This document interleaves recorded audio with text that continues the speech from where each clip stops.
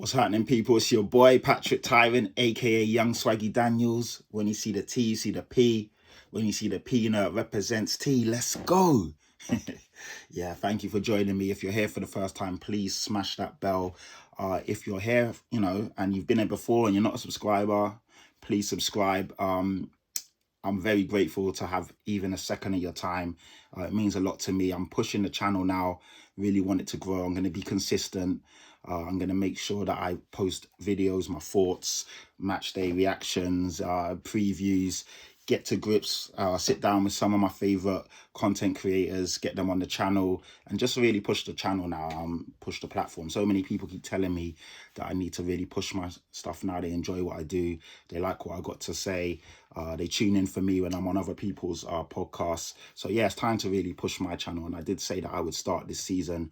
I did say I was going to start with some really good news. I did say I was going to start when we signed Eze, and I was really going to push it from there. And unfortunately, I am starting, but it's not from the fact that we're going to sign Eze. It's the fact that he's going down the road to our arch enemies, to our rivals, to our nemesis, to Arsenal. And I just don't know how we as a fan base come back from this. I just don't know how Daniel Levy as a chairman comes back from this. It's so embarrassing, and I just feel flat. I feel deflated. I feel humiliated. I'm embarrassed if I've not said that already. I'm angry. I'm trying not to swear. Like, there's so many things that are going through my mind right now. Eze is a player that I've loved for such a long time, and after we had a free run at him, I really thought that we was gonna, like, every day when this was dragging on and every single update kept telling me we're closer, talks are progressing, things are looking. I was just like, man, what's going on, man? Why have you not wrapped this up?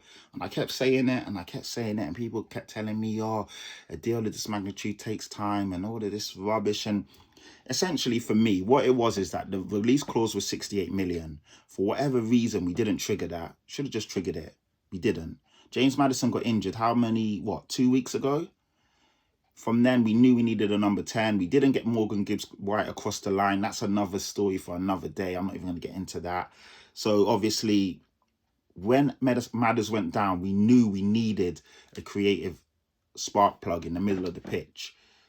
Setting the tempo, threading the lines, doing what Eze does. And Eze was there. Arsenal, for whatever reason, they said all the talk was that they'd already signed Madueke. They'd obviously got Gyökeres across the line, Zubimendi. They had already done a lot of their business. And from what we were hearing, they couldn't do any more because they needed to essentially free some space and get players out before they got another one in, especially a big one, like 60 to 70 million on Eze. There was talks about would Trossard go to free up some space. Trossard then signed a new deal. Not an extension because it's the same time on his contract, but he obviously probably upped terms on his side and was rewarded for a decent season last year. But then Havertz got injured. And what Arsenal did is what big clubs do. And as much as I hate them, I respect them and I rate them for actually having ambition, for actually having the cojones, for actually wanting to improve as a team. Within a couple of hours, they triggered or they met Palace's valuation for the player, agreed terms. Everything was wrapped, boom, boom, boom. And then now Eze's going to Arsenal. We had a free run at this for a whole week, and all we did is mess about. Daniel Levy messing around with terms, not wanting to meet them, trying to be slick. And essentially what it's done now is bite us in the arse. We always knew Crystal Palace's valuation was around about the 68 million mark. Yeah, that was his release clause. Daniel Levy's trying to get him for 55, 60 million, 62, this and that. Why didn't you just pay the 68 to 70 million that you knew it was going to cost to get him in? And then we would, especially when you know that all it takes is for another club, a bigger club, to come in, show their interest, and then we're in trouble. We had a free run at this guy. No one else was in for him.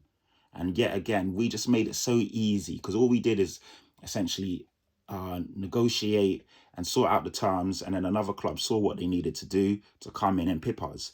And what makes it worse is that it's Arsenal, our arch enemies, the guys that we hate with a passion. Eze doesn't even have to do anything now for Arsenal. That's how bad it is.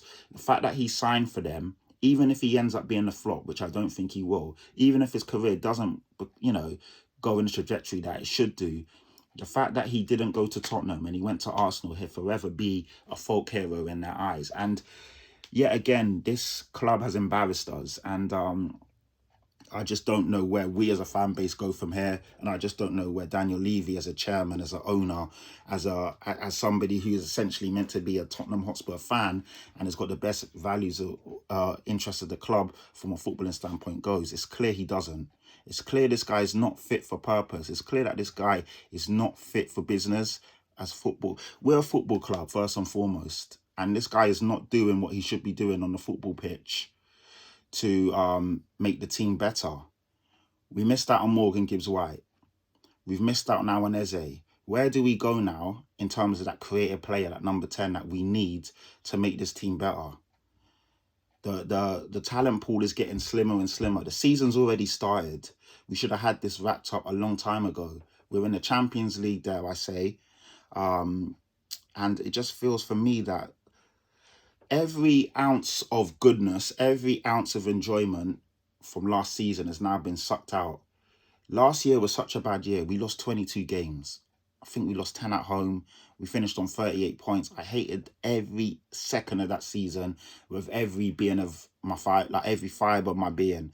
Like, I was so close to not, and no one knows this because I didn't even talk to anybody about this. It was going to be something that I was going to do on my own terms. Like, I didn't want to make it a big thing. I didn't want people to try and talk me out of it because I knew the implications of it. I knew what I could miss out on. I knew what it meant to me as such a big football fan, as someone that loves the club. And, you know, I was fortunate enough to have amassed enough loyalty points, got a season ticket. I've had a season ticket for almost 4 years now.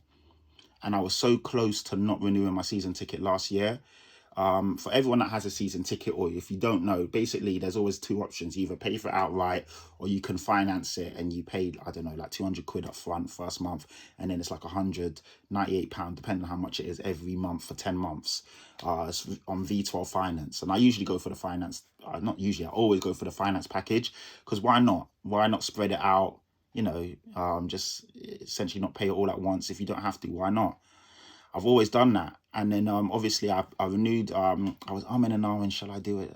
Do I really want to go through all of this crap again? I'm tired of the false promises, the false dawns. Like, as a club, this club doesn't want to win. And as a person, I'm a, you know, ambitious person in my private life, and I've always been somebody that wants to be a winner, wants the best for myself. And when I look at this club and the time I'm investing in it and the money I'm investing in it, I'm not getting a healthy return, man. It's not good for my mental. It's not making me happy. So I thought, why should I go for all of this? Could free up my time on the weekends, do other things, and obviously ultimately save £1,200 a year and put that into something. Go on holiday, spend it on whatever I want to spend it on. We are charged. We got the most expensive season ticket in Europe, if not the world, in terms of average, like per seat in a stadium. And what are they giving us back in return? It's crazy. Like, I just can't get over the fact that, and I'm probably rambling, and you know, I hope that this all comes together and makes sense. But when I look at Eze, a player that he's so good in open spaces, he's so good in the middle of the park. Last year he had, I think he had 8 goals and 8 assists, 2 penalties, so 6 goals scored from open play. That was in 34 games. His XG was 10.5. So, you know, essentially he's good for his XG in terms of the goals he scores, as opposed to, you know, his XG. Basically expected assist 4.68. So he exceeded his expected assists. Big chances created 11. So, you know, even though he had 8 assists, he could have had a lot more. And key passes per game 1.7. So he's the creative spark that we needed in the middle of the pitch. He makes things tick. Everything went through him at Palace, but he's got that X factor. Sometimes it's not all about the stats. You know, I could read off tons of stats. You know, the year before, 11 goals, 4 assists, 1 penalty, 7 big chances created, blah, blah, blah, blah, blah. But when you watch Eze, you know he's got it. He's just that guy. Scored it in, I mean, he helped Crystal Palace to their first trophy in their history, scored in the final against Manchester City, helped Crystal Palace win a Charity Shield against Liverpool. So an underdog scenario in both games, but the guy steps up in big moments. And I just thought he's that guy, and he would have been such a marquee signing for us. And he would have been a needle mover. He would have really pushed his club forward. And we had a real good chance to sign him, and we didn't do it. And for me, you know, I was ranting and raving yesterday on Twitter. I had to delete my tweet because ultimately, I don't want my account to get shut down, especially these guys. I know what Tottenham are like. They will definitely go for, like, you know, the known podcast faces on there and try and close down people that they feel are not spouting the positive, the toxic positivity. And for me, what you guys will learn or understand as you get to know me, and the guys that already know me, I'm never going to be fake. I'm never going to basically try and turn a negative into a positive just to make people feel good and make myself feel good. I don't think there were any positives from the situation, so that's how I'm going to say it. And I'm not somebody that wants to be negative. I want to be a positive guy when it comes to this club, but I just can't do it. There's nothing here for me to be positive about right now. I just think that for me, irrespective of who we sign now, I can't see the fan base getting back on board with this guy. And I think any ounce of credibility this guy had has been shot to pieces.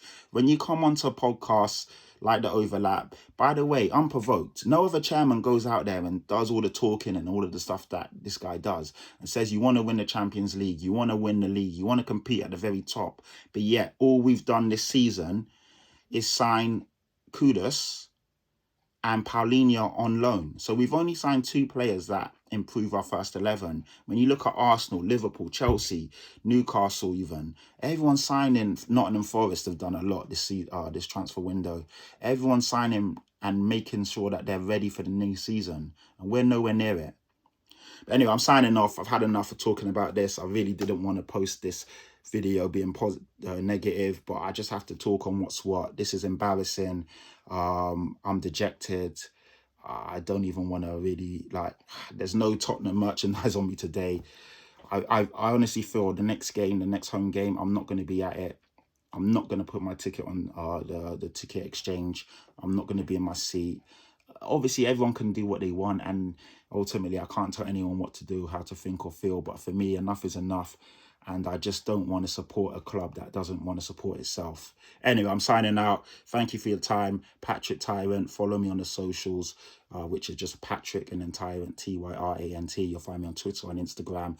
And obviously, please subscribe to the channel. Help me grow. I really want to push it this year. Thanks for your time. Catch you on the next one.